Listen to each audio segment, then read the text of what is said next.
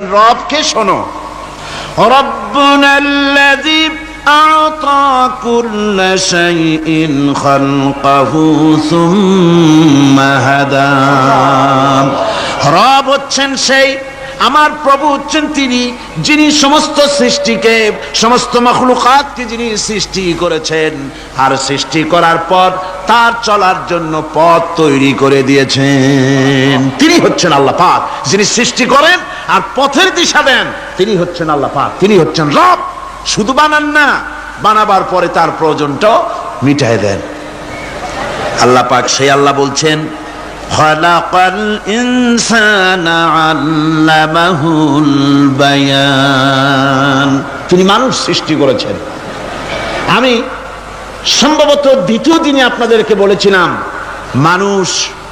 মানুষ বানর থেকে আসে নাই, মানুষ ওরাং ওটাং থেকে আসে নাই, মানুষ শিম্পাজি থেকে আসে নাই, মানুষ বাঁদরের গোষ্ঠী নয়, মানুষ এসেছে মাটি থেকে, আদম থেকে। মানুষের পূর্বপুরুষ হচ্ছেন হযরতে আদম আলাইহিস সালাম। মানুষের পূর্বপুরুষ কে? আদম আলাইহিস সালাম। আর মানুষের পূর্বপুরুষ হচ্ছেন আদম আলাইহিস সালাম, আর তার উৎপত্তি হচ্ছে মাটি থেকে।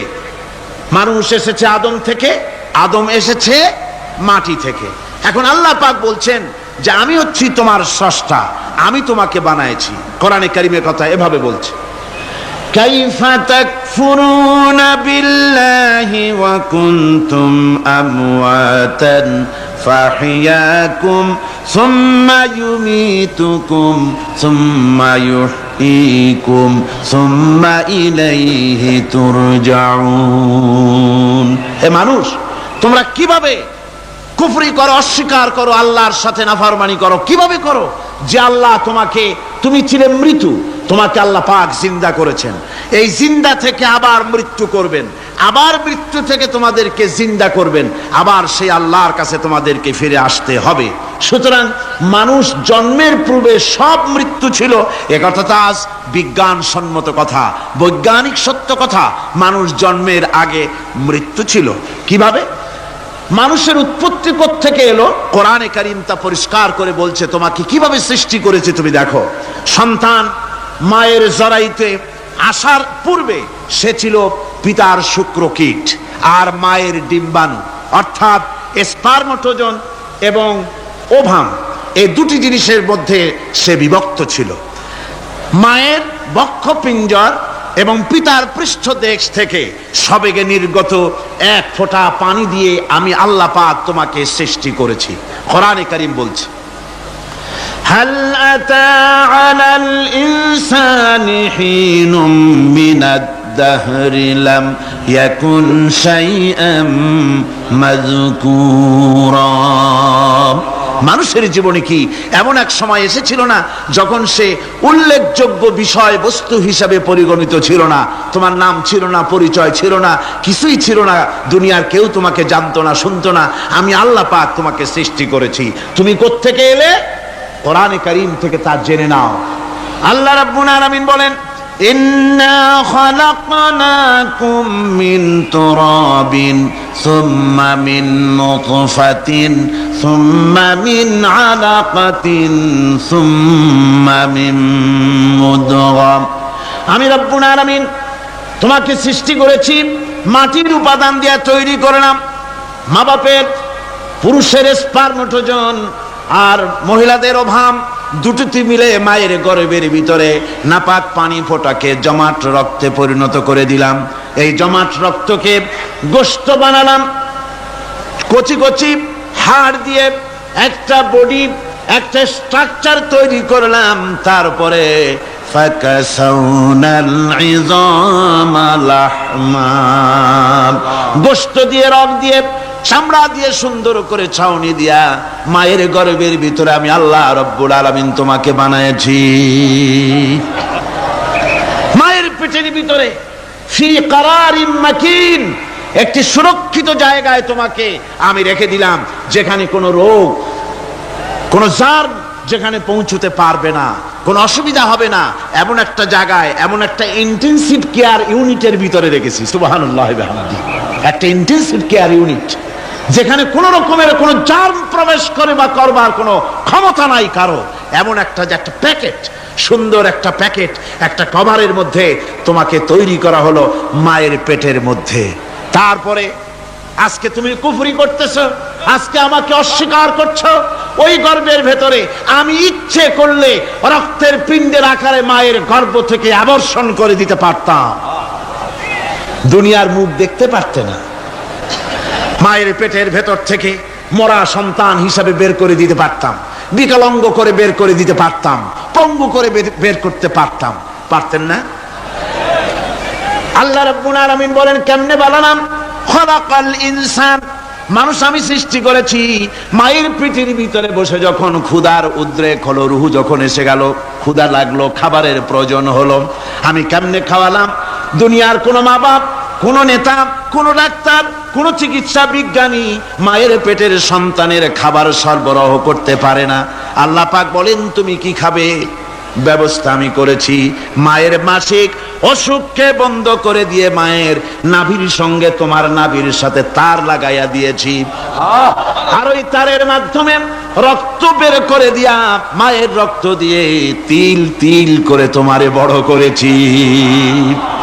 রক্তটা মুখে লাগাই নাই, মুখে লাগলে পরে নাপাক রক্ত, মুখটা নাপাক হয়ে যাবে। নাভির ভিতর দিয়ে পাস করে দিলাম, মুখটাকে পবিত্র রেখে দিলাম, যাতে করে দুনিয়ায় আসার পর আমার পবিত্র বানানো মুখখানা দিয়া এই দুনিয়ায় বসে তোমার আল্লাহর পবিত্র নামের জিকির করতে পারো। এমন সুন্দর করে মায়ের পিঠের ভিতরে তৈরি করলাম, হাত দিলাম, পা দিলাম, সুন্দর করে বানালাম, এমন নিখুঁত করে বানালাম, তাকায়া দেখো নিজের দিকে, সুন্দর করে বানালাম। এরপরে কি করলাম? সুম্মা নুখরিজুকুম তিফলা, বাচ্চার আকারে মায়ের পেট থেকে আস্তে করে বের করে নিয়ে আসলাম। সুবহানাল্লাহি ওয়া বিহামদিহি। আস্তে করে মায়ের পেট থেকে নিয়ে এসেছি পৃথিবীর বুকে। পৃথিবীতে যখন আসলে তখন তোমার অবস্থাটা কি ছিল? ক্ষুধার যন্ত্রণায় যদি মরেও যেতে, কান্দা ছাড়া ভাষা নাই। ভাষা আছে? কোন হুঁশ ছিল আমাদের? কোন জ্ঞান ছিল? আল্লাহ রাব্বুল আলামিন বলেন আল্লাহু আখরাজাকুম মিন বুতুনি উম্মাহাতিকুম লা তা'লামুনা শাইআ, মায়ের গর্ভ থেকে এমন অবস্থায় বের করে এনেছি যখন তোমার কোনো হুঁশ নাই, জ্ঞান নাই, কথা বলতে পারো না, পায়খানার ভিতরে পড়ে থাকো, ট্যা ট্যা করে কান্দা ছাড়া পথ নাই, পানির পিপাসায় গলা শুকায় যায়, কান্দা ছাড়া পথ নাই, মনের তোমার মুখের কোনো ভাষা নাই কান্না ছাড়া। আমি তোমার এমন আল্লাহ, আমি তোমার এমন স্রষ্টা, আমি তোমার এমন রব, তোমার ভাষা নাই বলে মায়ের কলিজার ভেতরে আমি তোমার প্রতি এক দুর্বিনীত মহব্বত পয়দা করে দিয়েছি। তোমার কান্না তোমার মায়ের বুকের মধ্যে শেল বিঁধে যায়। তুমি যখন কাঁদো, কান্নার আওয়াজ যখন মায়ের কানে চলে যায়, হাজারো কাজ ফেলে মা দৌড়াইয়া বাচ্চারে কোলে নেয়। কি খাবে কেউ তৈরি করে না। আল্লাহ রাব্বুল আলামিন বলে বান্দারে, দুনিয়ায় আসার আগে তুমি কি খাবে, খাবারের বন্দোবস্ত আমি আল্লাহ করেছি, আমি এমন স্রষ্টা। তুমি দুনিয়া আসার 6 মাস আগে তোমার মায়ের বুকের ওপরে তোমার খাদ্য গরম করে আমি আল্লাহ রিজার্ভ করে রেখে দিয়েছি। সেই খাদ্য শুধু খাদ্য নয়, রোগের প্রতিষেধক, এটা ওষুধ। আজ বিজ্ঞানীরা, চিকিৎসা বিজ্ঞানীরা বলছেন মায়ের দুধ সন্তানের খাদ্যের, মায়ের দুধের চাইতে কোনো বিকল্প কিছুই নাই। সন্তান পৃথিবীতে এলে মায়ের প্রথম দুধটা, গ্রামে গঞ্জে অশিক্ষিত এলাকায় প্রথম দুধটা ফেলে দেয়, এটাকে মনে করে এটা খারাপ, এটা খাওয়াতে নাই, তাহলে ধনুষ্টঙ্কার হবে, হাবিজাবি কথা বলে। আল্লাহ দুধ বানাইছে বাচ্চার ধনুষ্টঙ্কার হওয়ার জন্য। মায়ের ওই প্রথম দুধটা হচ্ছে সন্তানের জন্য সমস্ত রোগের প্রতিষেধক। সে ছিল পেটের ভিতরে একটা কাভারের মধ্যে, ওখানে কোনো জার্ম ছিল না, কোনো রোগ জীবাণু ছিল না, ও পৃথিবীতে এসেছে যেখানে অক্সিজেনের ভেতরে জার্ম রয়েছে, বাতাসের ভিতরে জার্ম রয়েছে, যার পরিবেশটা খারাপ হয়ে আছে, মানুষের শ্বাস প্রশ্বাসে নিঃশ্বাসে হাজারো রোগ জীবাণু ঘুরছে, এই রকমের একটা পৃথিবীতে এসেছে। আসার পরে কচি স্বাস্থ্য, কচি শরীর, কচি হার্ট, কচি লাংস, সেটাকে প্রতিরোধ করবে কি করে? সেজন্য আল্লাহ পাক মায়ের দুধের ভিতরে সমস্ত রোগের প্রতিষেধক দিয়ে দিয়েছেন। সুবহানাল্লাহ। আজকের বিজ্ঞানীরা তা স্বীকার করেছেন। অনেক মা তার সন্তানকে দুধ দেন না নিজের শরীর স্বাস্থ্য ভালো রাখার চিন্তা করে, বাচ্চাকে দুধ খাওয়ান না। এটা অত্যন্ত নির্মম কাজ। বাচ্চাকে দুধ খাওয়ালে বাচ্চার সাথে মায়ের মহব্বত বাড়ে। ইউরোপে, আমেরিকায় মাকে মা বলে ডাকে না, বাপকে শ্রদ্ধা করে না, সম্মান করে না। তার কারণ সেখানে মায়েরা তার সন্তানদেরকে কোলে নেয় না, সন্তানদেরকে ফিডার খাওয়ায়। আর আমি নিজের চোখে দেখেছি মায়েরা ইউরোপে, আমেরিকায় যখন শপিং এ আসে, তখন রাস্তায় যখন আসে, তখন ওই পুশ চেয়ার গুলিতে বাচ্চাকে শোয়াইয়া বাচ্চা এভাবে পুশ চেয়ারে করে ঠেলে নিয়ে যায়, আর কুত্তার বাচ্চাগুলি কোলে করে ঘুরে বেড়ায়। কুত্তার বাচ্চা কোলে নেয়, নিজের বাচ্চা পুশ চেয়ারে করে ঠেলে। সেই জন্য মায়ের প্রতি সন্তানের মহব্বত হয় না, সন্তানেরও মায়ের প্রতি কোনো শ্রদ্ধা জাগে না। আল্লাহর কি ব্যবস্থা! মায়ের কলিজার মধ্যে মহব্বত পয়দা করে দিয়েছেন আল্লাহ পাক। মায়ের বুকের দুধের ভিতরে আল্লাহ রাব্বুল আলামিন, আল্লাহ পাক বলছেন, আমি মানুষ সৃষ্টি করেছি আর তার সমস্ত প্রয়োজন মিটিয়েছি, তার খাবারের সব প্রয়োজন মিটিয়ে দিয়েছি। দুধটাকে ঘন করি নাই হজম করতে পারবে না বলে, ওই দুধটা সামান্য পাতলা করে দিয়েছি, ওর ভিতরে সামান্য মিষ্টি দিয়েছি। দুধের বোটার ভিতরে একটা ছিদ্র দিলে, চোষা মারলে পরে অনেকগুলি দুধ বেরিয়ে এসে গলাটা আটকে যেত, তোমার কচি কণ্ঠ গলা আটকে যেত, শ্বাস করতে পারতে না। এজন্য মায়ের স্তনের বোটার ভিতরে সূক্ষ্ম সূক্ষ্ম 32টা ছিদ্র করে আস্তে করে দুধ বার করে তোমার জীবন আমি বাঁচাইছি। খালাকাল ইনসান, মানুষ সৃষ্টি করেছি আমি আল্লাহ পাক।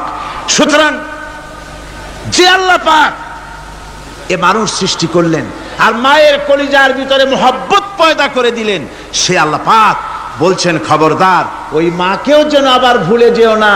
মাকে সম্মান করে করো, মা বাপকে মোহব্বত করো, তাদেরকে শ্রদ্ধা করো। বউ পাইয়া, সুন্দর স্ত্রী পেয়ে মায়ের কথা ভুলে যেও না। অনেক সাহেব আছে মায়ের কথা ভুলে যায়, স্ত্রীর কথা অনুযায়ী মায়ের উপর অত্যাচার করে, এরকমও বহুত আছে। আল্লাহ পাক বলছেন, শোনো, وَقَضَى رَبُّكَ أَلَّا تَعْبُدُوا إِلَّا إِيَّاهُ وَبِالْوَالِدَيْنِ إِحْسَانًا। তোমার প্রভুর পক্ষ থেকে ফয়সালা হয়েছে, চূড়ান্ত সিদ্ধান্ত হয়ে গিয়েছে, আমি আল্লাহর ইবাদতের পর তোমার মা বাপের ইহসান করবে, খেদমত করবে, তাদের জন্য উপকার করবে, তাদেরকে ভালোবাসবে। আল্লাহ রাব্বুল আলামিন বলেন, মা বাবার সঙ্গে কেমনে কথা বলবে, তাদের সাথে কিভাবে আচরণ করবে, আল্লাহ তাও শিখিয়ে দিয়েছেন। আল্লাহ পাক বলেন, ওয়ালা তাকুল লাহুমা ওয়াকুল লাহুমা কাওলান কারীমা। মা বাবার সাথে সম্মানজনক কথা বলো। ওয়াকুল লাহুমা কাওলান কারীমা, সম্মানজনক কথা বলো। মাথায় ঝাঁকি দিয়ে রাগ করে চোখ মোটা করে কথা বলো না। তুমি সন্তান, তোমার জন্য সবচাইতে বড় পীর তোমার আব্বা, তোমার আম্মা, ঠিক কিনা কন?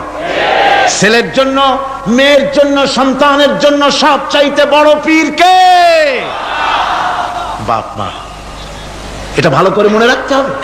আপনার মাওলানা সাহেবদের দোয়া, পীর সাহেবদের দোয়া কবুল হতেও পারে, নাও হতে পারে, 50-50 সম্ভাবনাও আছে, আবার সম্ভাবনা নাই। কিন্তু মা বাবার দোয়া কবুল হবে 100% সিউরিটি রয়েছে। রাসূলুল্লাহ বলেছেন 3 জনের দোয়া কবুল হবে, মুস্তাজাবুদ দাওয়াত। কয়জনের দোয়া কবুল হবে? আল্লাহ রাব্বুল আলামিনের হাবিব বলেন 3 জনের দোয়া কবুল হবে আল্লাহর দরবারে। তার মধ্যে একজন হলেন মাজলুম ব্যক্তি, যে ব্যক্তি অত্যাচারিত, যে ব্যক্তি মুসাফির, প্রবাসী, তার দোয়া কবুল হবে। আর মা বাপ যদি সন্তানের জন্য দোয়া করে, ওই দোয়া আল্লাহ রাব্বুল আলামিনের দরবারে মঞ্জুর হয়ে যায়। আল্লাহ রাব্বুল আলামিন মা বাপ সম্পর্কে বলেন, মা বাবের জন্য আমার কাছে দোয়া করবি বান্দারা, আমার কাছে দোয়া করবি। দোয়াটা আল্লাহ পাক শিখাচ্ছেন, রব্বির হামহুমা কামা রব্বায়ানি সাগীরা। পড়েন সবাই, রব্বির হামহুমা কামা রব্বায়ানি সাগীরা। একটু জিকির করেন, লা ইলাহা, এটা কেন আনতে হবে মাস্ট, লা ইলাহা ইল্লাল্লাহ, লা ইলাহা ইল্লাল্লাহ, লা ইলাহা ইল্লাল্লাহ, লা ইলাহা ইল্লাল্লাহু মুহাম্মাদুর রাসূলুল্লাহ। আমার ভাইরা, আল্লাহ পাক শিখাচ্ছেন, বান্দা তোর মা বাপের জন্য আমার কাছে দোয়া কর। আয় আল্লাহ রব, আয় আমার প্রভু, আমার মা বাপ যেমন ছোটবেলায় আমাকে স্নেহের কোলে লালন পালন করেছে, আয় আমার আল্লাহ তুমি আমার মা বাপকে তোমার রহমতের কোলে লালন পালন করো। আল্লাহ শিখাই দিয়েছেন। আমার ভাইরা, প্রত্যেক নামাজের পরে এই দোয়াটা ভুলে যাবেন না। ভুলে যাবেন? ভুলে যাবেন? আমার ভাইরা, আমার বোনেরা, সবাই প্রত্যেক নামাজের পরে পড়বেন, রব্বির হামহুমা কামা রব্বায়ানি সাগীরা। এই দোয়া করতে কেউ ভুলে যাবেন না। আল্লাহ রাব্বুল আলামিন বলে, বান্দারে ওয়া ওয়াসাইনাল ইনসানা বিওয়ালিদাইহি ইহসানা হামালাতুহু উম্মুহু কুরহা ওয়া ওয়াদাতুহু কুরহা। আল্লাহ পাক বলেন, আমি পৃথিবীর সমস্ত মানব মণ্ডলীকে উপদেশ দিয়েছি, মা বাপকে সম্মান করো, শ্রদ্ধা করো, তাদের উপকার করো। তার কারণ হলো তোমার মা তোমাকে গর্ভে ধারণ করেছে অত্যন্ত কষ্টের সাথে। আল্লাহ বলতেছেন, মা তোমাকে গর্ভ ধারণ করেছে অত্যন্ত কষ্টের সাথে, এরপরে তোমাকে ডেলিভারি করেছেন অত্যন্ত কষ্টের সাথে, তোমাকে ডেলিভারি করেছেন। আমার ভাইয়েরা, জনাব অধ্যাপক মফিজুর রহমান সাহেব আমাকে বলছেন যে মাহফিলের চতুর্দিকে তার কাছে ওনাদের কাছে রিপোর্ট এসেছে এক শ্বাসরুদ্ধকর পরিবেশ সৃষ্টি হয়ে গিয়েছে। মহিলাদের ভেতরে 3 জন নাকি সেন্সলেস হয়ে পড়েছেন, এত প্রচন্ড ভিড় হয়েছে সেখানে। আমি আপনারা দোয়া করুন, আল্লাহ যেন এই মাহফিলকে সুন্দর রূপে পরিচালিত করে দেন, রহমতের হাওয়া যেন বহায় দেন। জোরে কোন আমিন, আরো জোরে কোন আমিন। আমি দেখতে পাচ্ছি আপনারা ঠাসাঠাসি করে বসেছেন, তারপরেও আল্লাহ পাক কোরআন শরীফে বলেছেন, তোমরা যদি অপর ভাই